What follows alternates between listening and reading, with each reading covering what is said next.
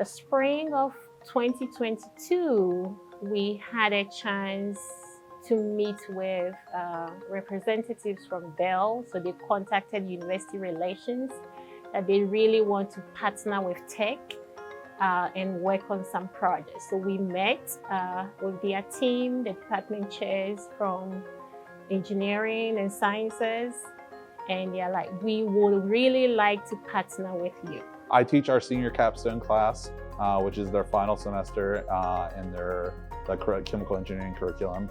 And the idea here is that the students get to work on a real-life process design problem. So this time we've partnered with Belle Chemicals, which is an affiliate of Cornerstone, and they just gave a project to do, and it's the process of creating dimethylethanolamine from DMA and ethylene oxide. DMEA can be used in water treatment and even pharmaceuticals. It's being researched as a treatment for ADHD. It's a chemical that has many uses. It can be used as a water treatment or CO2 capture. It can be water coatings, or it has many advantages and many uses in the industry. So it has been very attractive to produce that because the market is growing and just a few companies in the United States make them. And if Belle Chemicals already produced DMA, which is a kind of one of the raw products for the DMEA. So it's very interesting and very helpful just to produce DMEA because it's very valuable for the market, and they're the ones that they produce the raw materials. They wanted us just to see if we could come up with a design of the process and look at the economics and do some minor optimizations of what's out there already and see if we could say, okay, should they design this from scratch? Should they go out there and try to purchase an already developed process from someone else? At first, like their original process is run at like 40 to 50 degrees, like somewhere in there, that range, but it had water running through the system. And that water is really hard to get out from the DMEA. So they wanted to do the process without running the water through it. And luckily, it's an autocatalytic reaction, which means it can just react by itself without needing something else. The reaction when you take ethylene oxide and DMA and you react it together, it gives off heat, and it's actually a lot of heat. But once the products reach a certain temperature, the product just keeps reacting and producing more heat, and it can get out of control and cause explosions or damage of equipment that can harm people. And we would not want that to happen.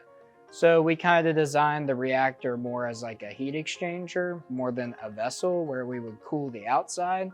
So there's a lot of little tubes, which we have more surface area that we can put water around, more than we could put on this outside. There's still stuff in the middle that won't get cooled down as much.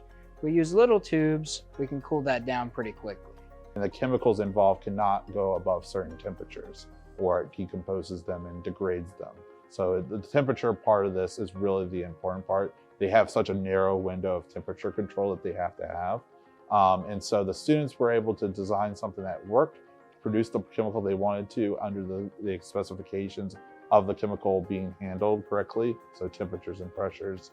Being able to work with companies like that is like very helpful in understanding how they go about like their own processes and like their own mindsets of how to accomplish something like that.